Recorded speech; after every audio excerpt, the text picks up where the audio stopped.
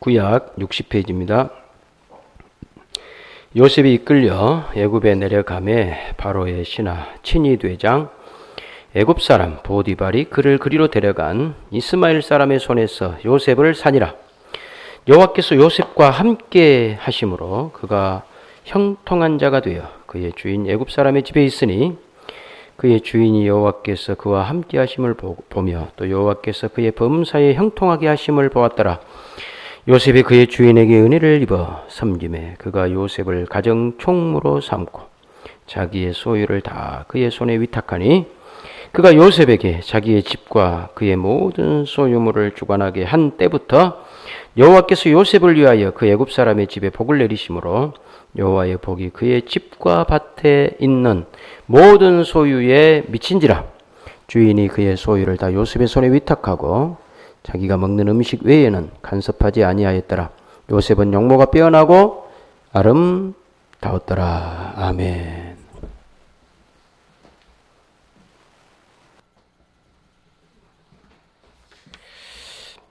오늘 여기 2절에 여호와께서 요셉과 함께 하심으로 그가 형통했다 그랬어요. 형통한 자가 되었다라고 말씀을 하는데, 여러분, 그런데 실제 요셉의 삶은 형통하지가 않아요.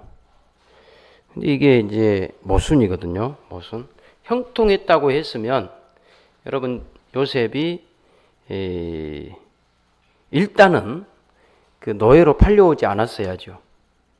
그러잖아요. 노예로 팔려 안 놓고는 형통하다 그래요. 또 분명히 여기 형통했다고 했는데 요셉이 보디발 장군 집에 보디발 장군의 아내, 자기가 모시는 장군님의 사모님 때문에 누명을 쓰고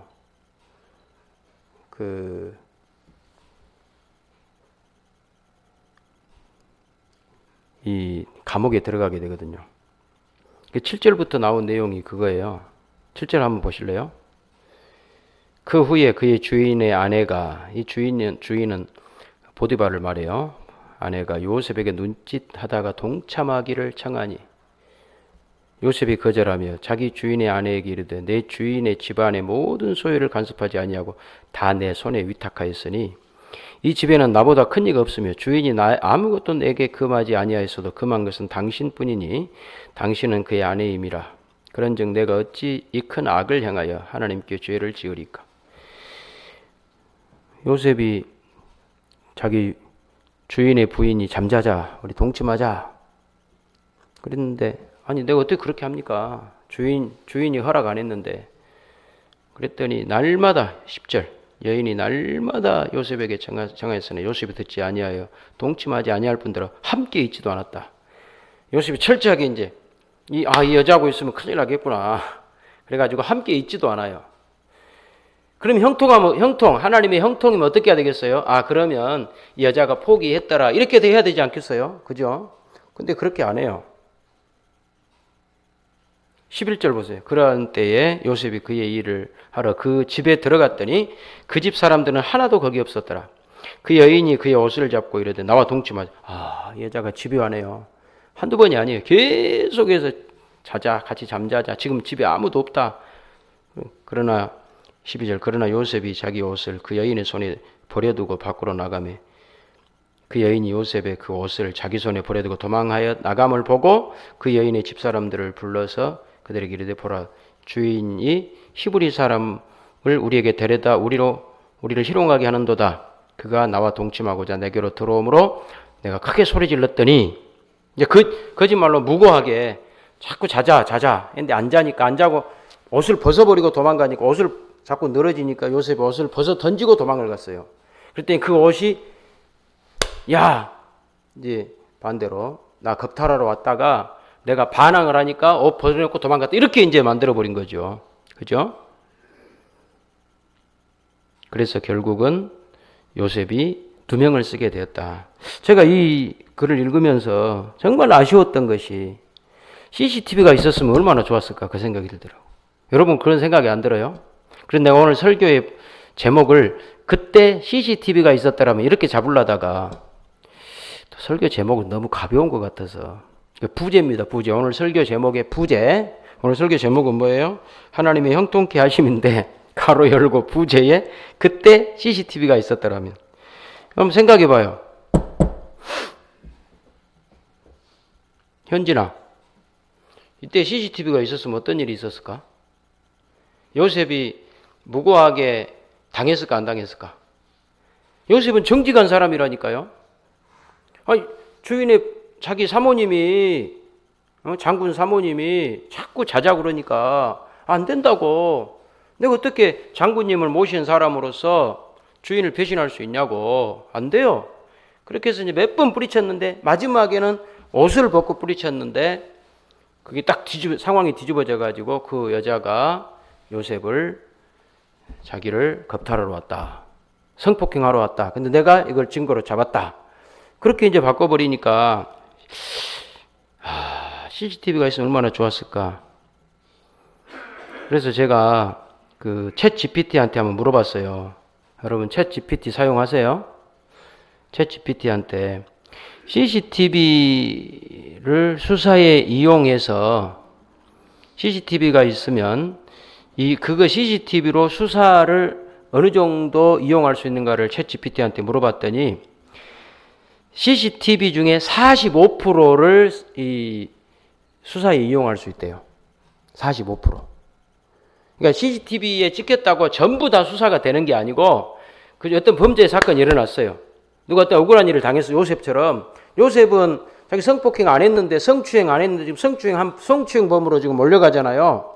이런 경우에 CCTV가 있었다면 없으니 그때는 뭐 지금으로부터 한 4,000년 전인데 무슨 CCTV가 그때 있어요. 거의 4,000년 전 이야기인데. 그러니까 없지만 만약에 그때 CCTV가 있었다면 이거 오늘 설교 부제라니까요.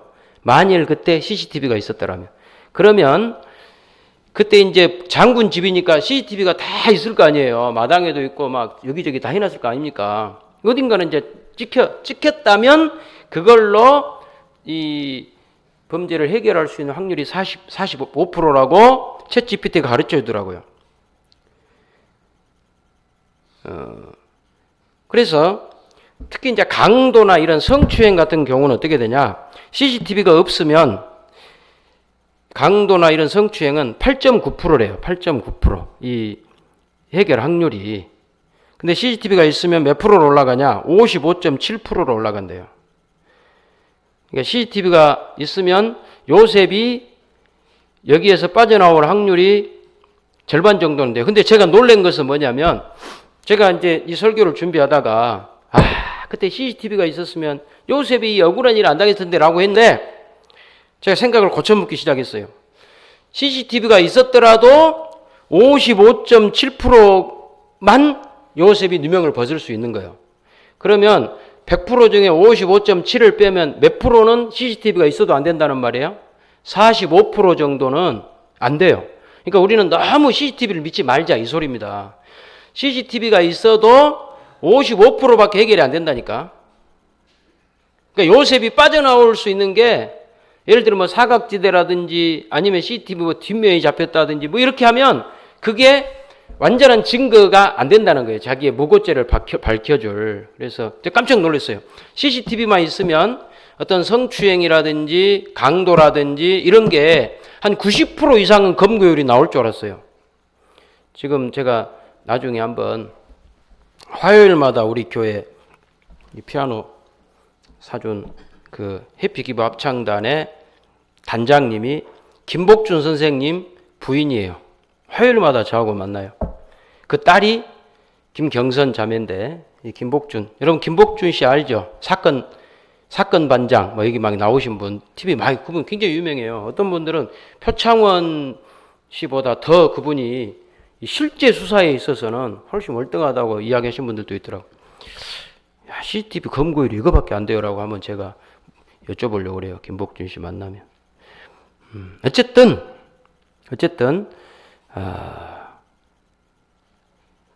CCTV를 너무 맹신하지 말자. CCTV 있더라도 55%밖에 안 되니까. 그래도 억울한 사람은 많다. 이 말씀을 드리는 거죠. 그 우리의 신앙은 어떠냐?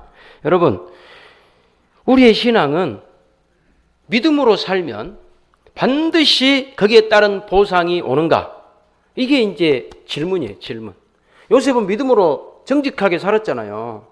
하나님 말씀대로 살았잖아요. 그러면 형통이라는 것이 그렇게 요셉이 주인에게 충성하고 배신 안 했으니까 주인의 부인이 자꾸 불륜 저지르려고 그러는데 나는 안 돼요 라고 했으니까 하나님의 형통이라면, 하나님이 주신 형통이라면 요셉이 상을 받아야 되는데 상을 받는 게 아니라 오히려 누명을 쓰고 그걸로 인하여 감옥에 들어가는 게 무슨 형통이냐 이거예요. 이것을 지금 우리식으로 한번 바꿔보자고요. 여러분이 왜 신앙생활을 열심히 안 하게 돼버렸어요? 열심히 안 하게 된 계기에는 뭐가 있어요? 믿음으로 살아봤자 말짱 도루묵이더라 이거 아니에요? 그래요 안 그래요? 한번 대답을 해보세요. 여러분들이 순종하고 말씀대로 살고 교회를 사랑하고 십계명을 잘 지키고 그렇게 했더니 눈에 보이는 어떤 그냥 복이 팍팍 이렇게 쏟아졌다면 저 밖에 사람 오셨으니까 들어오라 그러세요.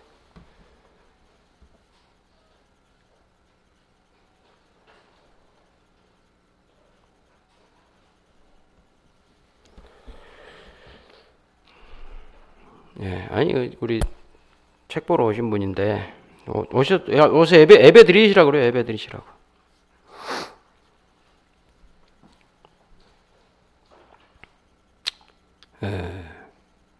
뭔 설교를 하다가 지금 저분이 와가지고 뭐라 그랬어요? 제가 뭔 이야기했어요?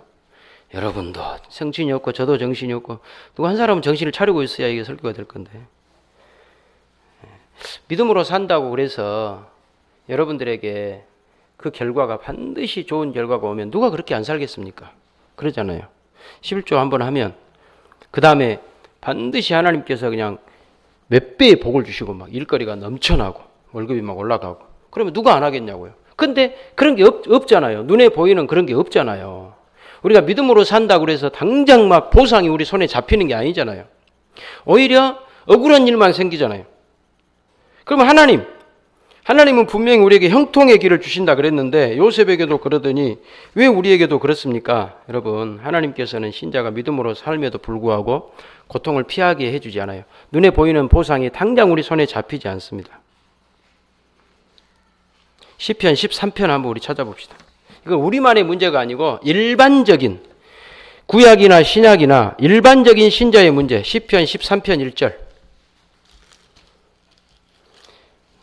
우리만 그러고 몇 사람만 그런다면 이게 억울하고 문제지만 우리 전체에 예수 믿는 모든 사람들이 이런 문제를 갖고 있다라고 하는 걸 시편 13편에서 확인해 보자고요. 시편 13편 810페이지 1절부터 4절까지 같이 읽겠습니다. 시작. 여호와여 어느 때까지니까 나를 영원히 잊으시나이까? 주의 얼굴을 나에게서 어느 때까지 숨기시겠나이까? 나의 영혼이 번민하고 종일토록 마음에 근심하기를 어느 때까지 하오며 내 원수가 나를 치며 자랑하기를 어느 때까지 하리이까? 여호와 내 하나님이여 나를 생각하사 응답하시고 나의 눈을 밝히소서. 두렵건대 내가 사망에 잠을 잘까 하오며 두렵건대 나의 원수가 이르기를 내가 그를 이겼다 할까 하오며 내가 흔들릴 때에 나의 대적들이 기뻐할까 하나이다. 이 시편 13편 다윗도 마찬가지였네요. 여호와여 어느 때까지니까 나를 영원히 잊으시나이까? 원수가 나를 이기고 있고 나는 계속해서 고민하고 고통당하고 그렇게 하고 있는데 하나님은 지금 뭐 하고 계십니까? 이것이 시편 기자의 호소였죠. 호소. 그러니까 우리만의 문제가 아니다. 어느 때까지 내가 이렇게 믿음으로 살며도 불구하고 내 손에 쥔 것은 없고 이 어렵고 힘든 시간을 계속 보내야 됩니까? 왜 보상을 안 주십니까? 보상을 딱 주셔야죠. 그럼 내가 더 잘할 거 아닙니까? 그게 모든 신자의 일반적인 그런 현상이고 그러면 이제 몇 분들은 막 간증을 하잖아요. 나는 믿음으로 살았더니 하나님이 눈에 보이는 축복을 주십니다 라고 하는 사람은 오히려 예외다 이렇게 생각을 하셔야 돼요. 그런 사람들도 가끔 있구나. 그러나 대부분의 신자들은 요셉이 갔던 길, 다윗이 갔던 길 어느 때까지입니까? 응? 나 이러다가 그냥 이대로 복은 한 번도 못 받고 내 인생 끝나버리는 거 아닙니까? 라고 하는 정도의 고통, 어려움 이제 이게 성도 일반적인 현상인데, 그렇다면 하나님께서 그럼에도 불구하고 그러면 하나님의 형통은 도대체 뭔가? 도대체 무엇이 그러면 요셉의 형통이고 오늘 우리 신자의 형통이란 말인가? 라고 할 때에 하나님께서 신자를 형통케 하시는 것은 신자가 주인에 대한 의식을 갖고 있는 거예요. 이것이 형통이에요. 이것이 오늘 창세기 39장에 39장 한번 다시 가봐요. 여러분 1절부터 제가 오늘 6절까지 본문으로 봤는데요. 창세기 39장에서 가장 많이 나오는 단어가 뭔지를 한번 체크를 해봐요. 지금부터 제가 가르쳐드릴 연필을 들고 볼펜이나 연필을 다 들고 가장 많이 나오는 단어에다가 동그라미를 쳐야 되는데 가장 많이 나오는 단어가 뭐냐? 주인이에요. 주인. 주인이라고 하는 단어가 얼마나 많이 나온가 한번 보세요. 39장에 2절 봐보세요. 여호와께서 요셉과 함께 하심으로 그가 형통한 자가 되어 그의 누구? 주인. 거기 동그라미 쳐야 돼요. 볼펜을 꼭 설교 시간에 갖고 다니셔야지 안 갖고 다니시면 안 됩니다. 침을 발라서 침이라도 묻혀놓으세요. 그 주인에다가. 그 다음에 3절 또 그의 누가? 주인이 여호와께서 그와 함께 하심을 보며 여호와께서 그의 범사에 형통하게 하심을 보았더라. 요셉의 주인이란 말이 계속 나와요. 4절 보세요. 요셉이 그의 주인에게 은혜를 입어 섬김에 그가 요셉을 가정 총무로 삼고 자기의 소유를 다 그의 손에 위탁. 주인, 요셉의 주인. 또 6절. 주인이 그의 소유를 다 요셉의 손에 위탁하고 자기가 먹는 음식 외에 간섭하지 아니하였더라. 요셉은 용모가 빼어나고 아름다웠더라. 6절도 주인. 7절. 그 후에 그의 주인의 아내가 그냥 아내가 아니에요. 주인의 아내예요. 그냥 보디발의 와이프가 이렇게 할 수도 있잖아요. 근데 주인의 아내가 이건 다 뜻이 있는 거예요. 성경이 이렇게 쓸 때는 다 뜻이 있는 거예요. 그냥 막 대충 쓰는 게 아니에요. 잠자다가. 8절. 요셉이 거절하다가 자기 주인의 아내에게 이르되 사모님에게 이르되 자기 주인의 아내 내 주인이 집안의 모든 소유를 간섭하지 아니하고 다 내 손에 8절에는 주인이 두 번이나 나오네요. 그죠? 9절에는 주인이 몇 번 나와요. 이 집에는 나보다 큰 이가 없으며 주인이 아무것도 나에게 금하지 아니하였어도 금한 건 당신뿐이니 당신은 그의 아내임이라. 그런즉 내가 어찌 이 큰 악을 향하여 하나님께 죄를 지으리까. 14절 그 여인의 집사람을 불러서 그들에게 이르되 보라 주인이 히브리 사람을 우리에게 데려다가 거기도 주인이란 말이 나와요. 16절 그 옷을 곁에 두고 자기 주인이 집으로 돌아오기를 기다려. 여기서 말하는 이제 주인은 그 보디발의 와이프가 말하는 거지만 그래도 이 주인이라는 말을 일부러 쓰고 있는 거죠. 19절 그의 주인이 자기 아내나 자기에게 이르기를 당신의 종이 내게 이같이 행하였다 하는 말을 듣고 심히 노한지라. 또 그의 주인. 20절 이 요셉의 주인이 그를 잡아오게 가두니. 다 주인이란 말이 지금 몇 번이에요? 계속해서 주인으로 도배가 되어 있어요. 39장. 그래서 하나님의 형통하심은 눈에 보이지 않아요. 여러분 하나님께서 요셉을 형통케 했다라고 2절에 딱 못을 받고 마지막 절에도 하나님께서 범사에 요셉을 형통케 했다라고 하는데 그 형통이라는 게 눈에 보이지 않아요. 형통이 우리 머리바게가 이렇게 써지지도 않아요. 꿈속에 하나님 나타나서 너는 형통한다. 내가 너에게 형통이라고 하는 어떤 표를 줄게. 이런 게 아니에요. 그러면 하나님의 눈에 보이는 형통이 뭐냐? 여러분들을 형통케 하시는 그 하나님의 형통의 실제적인 우리의 경험이 뭐냐 그러면 우리 속에 요셉이 가졌던 주인의식을 갖는 거죠. 주인에 대한 의식. 보통 주인의식 그러면 내가 주인이다. 우리 주인의식을 갖자. 교회의 주인의식을 갖자. 그러면 나도 다 목사님만 주인이 아니라 우리도 주인입니다. 그런 주인의식인데 제가 여기서 말하는 주인의식은 그런 게 아니고 주인을 의식하는 것. 예? 그 생각은요. 아무에게나 있지 않아요. 요셉이 주인을 늘 생각해. 요셉의 지금 여기서 말하는 주인은 아직 하나님까지는 아니죠. 자기 눈에 보이는 누구? 보디발. 그 주인에 대한 의식을 가졌다라고 하는 것이 하나님의 형통케 하심의 실제 이 땅에서 일어나는 구체적인 증거고 하나님의 형통케 하심의 눈에 보이는 모습이고 그런 거예요. 여러분 오늘 우리들도 마찬가지예요. 여러분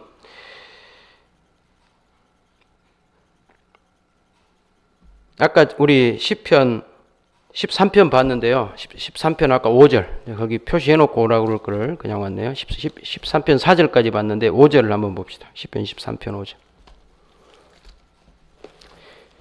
그 다윗이 어느 때까지입니까? 라고 하나님 앞에 불평을 호소했음에도 불구하고 다윗이 복된 인생인 이유는 13편 5절 6절 때문에 그래요. 13편 5절. 나는 오직 주의 사랑을 의지하여 싸우니 나의 마음은 주의 구원을 기뻐하리이다. 내가 여호와를 찬송하리니 이는 주께서 내게 은덕을 베푸심이로다. 5절. 나는 오직 주의 사랑을 의지하여 싸우며 나의 마음은 주의 구원을 기뻐하리이다. 그러니까 지금 이 모든 상황이 예수님을 믿고 하나님을 믿음에도 불구하고 고통으로 가고 있는 그 상황 속에 다윗의 마음은 하나님을 기억하는, 하나님이 내 인생의 주인입니다를 기억하는 그 마음이 그 속에 있었는데 그 마음은 다윗이 만들어낸 것인가? 다윗이 착해서 만들어낸 것이 아니라 하나님이 그 속에 부어주신 것인가 하는 거죠. 여러분 이 요셉이 가졌던 그 주인에 대한 생각, 자기 주인을 늘 가진 생각은요.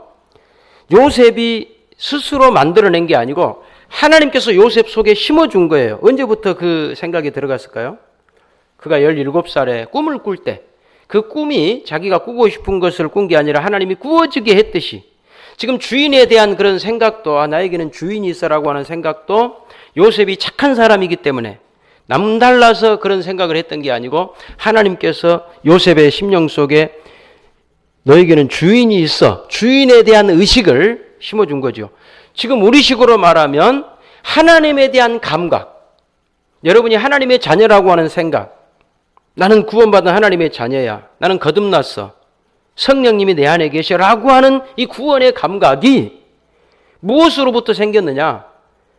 우리의 노력으로 생겼느냐 아니면 하나님께서 우리 속에 부어주신 것이냐? 그 이야기다 이 말이죠. 그렇죠? 시편 14편 한번 가보세요. 시편 14편. 지금 제가 드린 말씀을 시편 14편에서 확인해 보자고요. 한 장 넘겨서. 어리석은 자는 그 마음에 이르기를.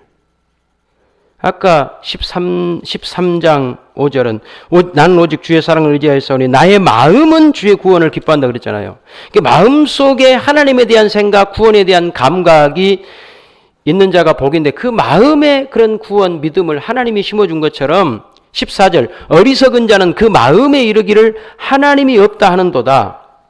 그들은 부패하고 그 행실이 가증하니 선을 행하는 자가 없도다. 어리석은 자가 하나님을 없다고 하는데 왜 그렇게 되었을까? 어리석은 자가 하나님을 없다고 하는, 하나님에 대한 하나님은 없어, 신은 없어 라고 하는 생각은 그 사람이 특별히 못나서 그런 게 아니에요. 그 사람들이 다른 사람보다 나빠서 그런 게 아니에요. 5절을 봐보세요. 5절. 왜 그런 생각을 할 수밖에 없느냐? 그러나 거기서 그들은 두려워하고 두려워했으니 하나님이 의인의 세대에 계심이로다. 너희가 가난한 자의 계획을 부끄럽게 하나 오직 여호와는 그의 피난처가 되시는도다. 그러니까 하나님께서 의인의 세대에 계신다. 하나님께서 그 속에 계시면 하나님에 대한 감사, 구원에 대한 감각의 마음이 생기는 것이고 하나님께서 그 속에 안 계시면 구원에 대한 감각이 생기지 않는 것이죠. 그러니까 어리석은 자가 마음에 하나님이 없다라고 하는 것은 하나님께서 그 마음을 안 주신 거예요. 그럼 하나님 책임이에요? 하나님 책임은 아니에요. 그냥 하나님이 없다라고 하는 그 마음 그대로 하나님이 내버려 두신 거죠. 반대로 우리는 하나님께서 우리 마음에 간섭해 주셨어요. 간섭해서. 시편 4편으로 한번 가봐요. 앞으로 넘어가서. 시편 4편 1절. 시편 4편.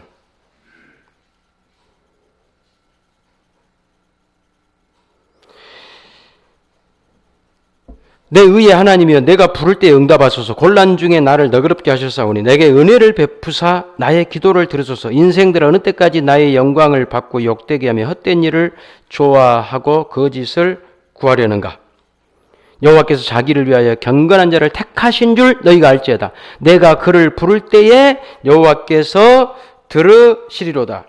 여호와께서 경건한 자로 택하셨기 때문에 경건한 자가 되는 거예요. 원래부터 경건한 자를 하나님이 택하신 게 아니고 잘나고 똑똑한 사람을 택하신 것이 아니고 여러분들을 향하여 경건한 자라 그래요. 그러면 여러분들 어떻게 생각해요? 나는 경건한 자가 아닌데요. 나는 죄인인데요. 근데 하나님이 여러분들을 향해 아니야. 너희는 경건한 자야. 왜? 내가 너희를 택했기 때문에. 지금 그 이야기예요. 3절 여호와께서 자기를 위하여 경건한 자를 택하신 줄을 너희가 알지어다. 내가 그를 부를 때에 여호와께서 들으시리로다. 경건한 자는 스스로 경건한 자가 된 게 아니고 하나님 택하셨기 때문에. 그러니까 하나님이 우리의 주인이라고 하는 의식은 원래부터 우리가 노력하거나 연구해서 가진 것이 아니고 하나님이 우리 속에 들어와 계시다라고 하는 증거로서의 주인에 대한 의식이 생기는 거죠. 이것이 하나님의 형통이라는 거예요. 하나님의 형통의 구체적 현실의 증거는 뭐냐면요. 일이 잘 되고 여러분들이 무슨 막 사고가 날 뻔했다가 사고 갑자기 안 나고 어떤 그 세상적으로 모든 일이 막 잘 풀리고 이런 것을 통해서 하나님의 형통이 확인되는 것이 아니고 하나님의 형통은 뭐냐? 우리 속에 하나님이 우리의 주인이십니다라고 하는 생각을 우리가 가진 것이 아니라 하나님이 우리 속에 불어넣어서 하나님에 대한 생각을 늘 하고 사는 것이 하나님의 형통이다 이 말입니다. 여러분. 그러면 형통하지 않은 자가 없잖아요. 신자라면. 그래요 안 그래요? 여러분 신자라면 하나님에 대한 생각을 합니까 안 합니까? 아니, 오늘 교회에 왜 오셨어요? 여러분이 신자 하나님에 대한 생각을 하시니까 오신 거 아닙니까? 그것이 형통이다 이 말이에요. 그것이 형통이에요. 아시겠어요? 그러니까 여러분이 형통한 자라고 제가 여러분이 형통한 자입니다라고 해도 그게 틀린 말이 아닌 것은 세상적으로 볼 때에는 잘 안 풀리니까 안 형통할지 모르지만 하나님에 대한 의식, 주인에 대한 의식, 야곱이 늘 주인에 대한 그 의식은 야곱이 잘나고 똑똑해서가 아니고 하나님께서 그 마음속에 심어준 시편을 통해 확인했잖아요. 그런 자만 경건하고 그런 자만 하나님을 생각할 수 있고 그런 자만 하나님을 부를 수 있다고 했으니 지금 우리가 하나님을 의식하고 하나님을 생각하고 사는 것 자체가 형통이다 이 말이에요. 얼마나 더 여기서 해야 이제 되겠어요. 아시겠죠? 그래서 결론을 내립시다. 이제 설교 결론. 그러면 신자는 어떻게 해서 계속 형통한 삶을 살 수 있을까?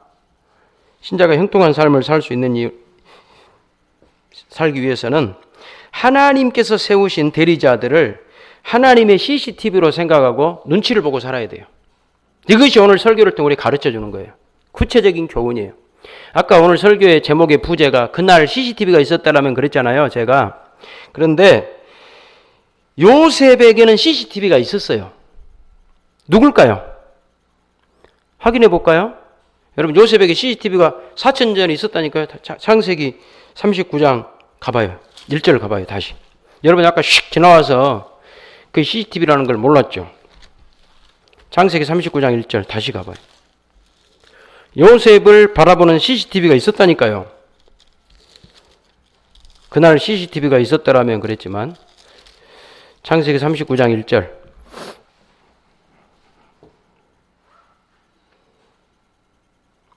요셉이 이끌려 애굽에 내려가매 바로의 친위 대장 애굽 사람 보디발이 그를 그리로 데려간 이스마엘 사람의 손에서 요셉을 사니라.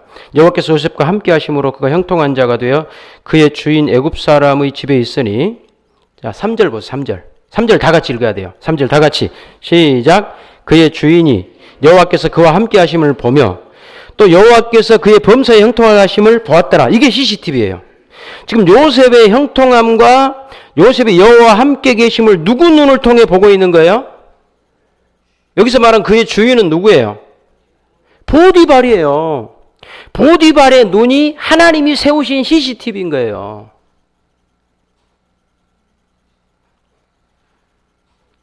그래서 우리 신자는 하나님 우리를 보고 있다라고 하는 것을 이 세상에서 어떻게 확인해야 되냐면 하나님이 세우신 사람들이 우리를 보는 것이 하나님 우리를 보는 거예요. 하나님 우리를 보고 있다는 것을 신비적으로 해석해가지고 저 위에서 하나님이 카메라 들이대고 찍고 꿈속에 나타나가지고 네가 오늘 나쁜 짓 한 거 내가 다 봤어. 이렇게는 안 해요. 그렇게 절대 안 해요. 뭐 이단들이 이제 그렇게 할 수 있죠. 어디 무당 점쟁이 같은 목사들이 당신 뭔 죄 숨기고 있는데 내가 다 봤어. 빨리 불어. 막 그렇게 해가지고 헌금 뜯어가고,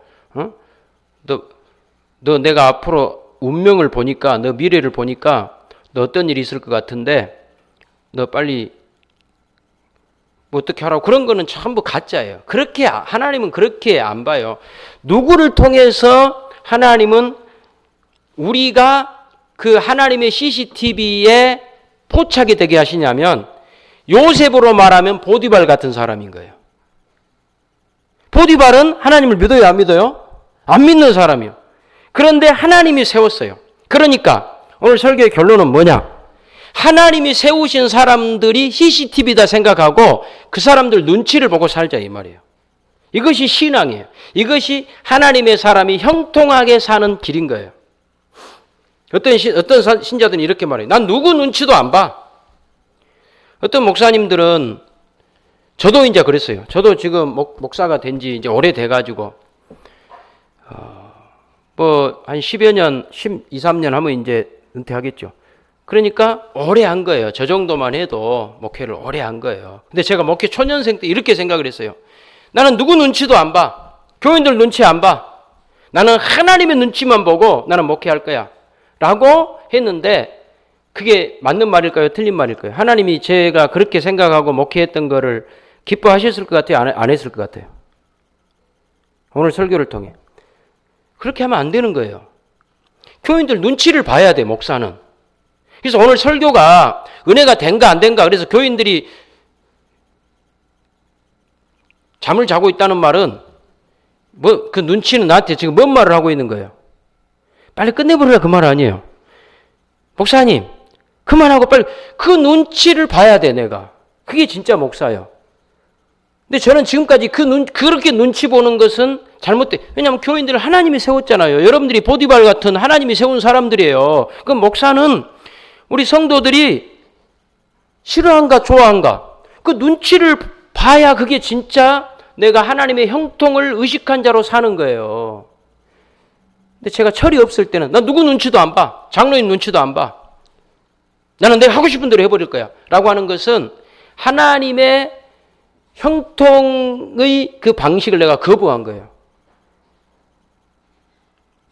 그 목사님 지금 우리 눈치를 모르겠어요. 빨리 설교 끝내라고 우리가 눈치를 몇 번을 줬는데 목사님 그런 것 같아서 제가 좀 죄송하기는 해요. 앞으로 제가 눈치를 더 잘 볼게요. 눈치를 봐야 돼요. 예수님께 그 당시에 바리새인들 이런 사람들이 예수님을 올무에 빠뜨리려고, 당시에는 가이사가 전 세계를 지배하고 이스라엘 나라도 예수님 당시에 가이사 로마의 황제가 다 지배하는 그런 시기. 그러니까 자, 우리가 하나님을 믿는 사람들은 가이사에게 세금을 바쳐야 됩니까? 안 바쳐야 됩니까? 다시 말하면 가이사의 눈치를 보고 살아야 됩니까? 하나님 믿으니까 가이사 눈치 안 보고 살아야 됩니까? 라고 예수님을 공경에 빠뜨리려고 이런 그 바리새인들이 막 질문을 해왔어요. 그때 예수님께서 뭐라 그랬을까요? 눈치 볼 필요 없어. 가이사 그까짓 거 아무것도 아니야. 내가 콧김으로 다 날려버릴 수 있으니까 너희는 내 말 나만 보고 따로 이렇게 안 했어요. 예수님께서 뭐라고 하시냐면 가이사의 것은 가이사에게, 하나님 것은 그 말은 무슨 말일까요? 너희가 몸담고 있는 이 세상에서 권력자, 너희를 세운 사람들의 눈치를 보고 살아라 이 말이에요. 교회에서는 목사님 눈치도 좀 볼 줄 알아야죠. 나는 눈치 필요 없어. 내 마음대로 살 거야. 이건 아니라 이 말이에요. 가정에서는 남편의 눈치를 봐야죠. 아내의 눈치를 봐야죠. 우리 집사람이 출근을 하면서 설거지를 산더미처럼 싸놓고 갔어요. 그러면 우리 집사람 눈치 안 봐. 퇴근해서 자기가 치워야지가 아니고 눈치를 봐서 그 눈치는 뭐예요? 나한테 뭐 하라는 거예요? 예? 어려워요? 퇴근하기 전까지 뭐 해놓으라는 거예요? 다 해놓으라는 거 아니에요. 그러니까 내가 그날 엄청 바쁜 일이 있어도 제가 다 해가지고 우리 집사람이 한 것보다 더 깨끗이 해가지고 싱크대 다 청소까지 해서 그 눈치를 제가 봐서 다 깨끗이 해놓고 저녁에 퇴근하면 여보 내가 눈치 잘 봤지? 이렇게 해야 될 거 아니에요. 이것이 신앙이라니까요. 눈치를 봐야 돼요. 그러니까 이제 어긋나가지고, 목사님, 그러면 세상에서 돈을 많이 가진 자를 알아주니까, 그럼 그런 사람도 눈치를 보고, 응? 내가 성공하기 위해서는 막 다 이런 사람 저 사람 눈치를 봐서 어떻게 성공하는, 그거는 요셉이 보디발 아내 눈치를 봐버리는 거예요. 그거는 안 돼. 그걸 여러분이 구분을 하셔야 돼. 보디발 아내의 눈치를 보면 안 되지만 보디발의 눈치는 봐야 되는 거예요. 아시겠죠? 그러니까 여러분의 직장 상사, 하나님이 세운 사람들은 눈치를 봐야 돼요. 근데 이런 사람 눈치는 보지 마세요. 나한테 잘하면, 나한테 뇌물 갖고 오면 내가 너 승진시킬게. 그런 사람 눈치는 보지 마요. 하나님이 세우신 정당한 여러분의 남편, 여러분의 아내, 자식들 눈치 봐야죠. 왜 자식들 눈치를 안 봐요? 믿음으로 산 사람 눈치 안 보고 살아도 돼요? 안 돼요. 하나님이 세웠어요. 부모 눈치 봐야죠. 하나님이 세운 사람들이에요. 그게 하나님의 형통을 믿는 사람인 거예요. 그러니까 우리가 신앙을 오해하시면 안 돼. 나는 믿음으로 사니까 그 사람들의 눈이 하나님이 다 달아놓은 CCTV들인 거예요. CCTV. 지금 이 길거리에 있는 저 CCTV가 중요한 게 아니고 여러분의 남편이 여러분을 보는 눈, 아내가 여러분을 보는 눈, 직장에서 여러분을 보는 눈, 동료가 보는 눈, 예? 그런 눈들이 전부 하나님이 세워놓은 CCTV들이니까 그 사람들이 봤을 때에 야, 괜찮네, 훌륭하네 라고 하는 그 평가를 얻어낼 수 있도록, 그것이 하나님의 형통케 하심을 믿는 신자가 이 땅에 구체적으로 사는. 여러분, 교회가, 우리 영광제일교회가 좀 어렵고 힘들고 그러면 같이 눈치를 봐야죠. 목사님 혼자 하든 말든 그러면 안 되고, 그거 하나님이 주신 눈치인 거예요. 그럼 우리가 같이 열심을 내서 같이 해나갑시다. 하나님이 기뻐하시는 거거든요. 그것이 바로 하나님의 형통케 하시는 이 시대. 그래서 제가 오늘 설교의 부제를 그날 CCTV가 있었더라면, 나는 있었다. 그날 CCTV가. 보디발의 눈이 CCTV다. 지금 이 시대도 하나님 CCTV가 있다. 여러분 가장 사랑하는 사람, 그 사람들의 눈을 통해, 그러니 그 사람들을 잘 우리가 섬기고 신자로 우리가 세워져 나가는, 이것이 하나님이 기뻐하시는 하나님의 일이다. 기도하겠습니다. 하나님 아버지 감사합니다.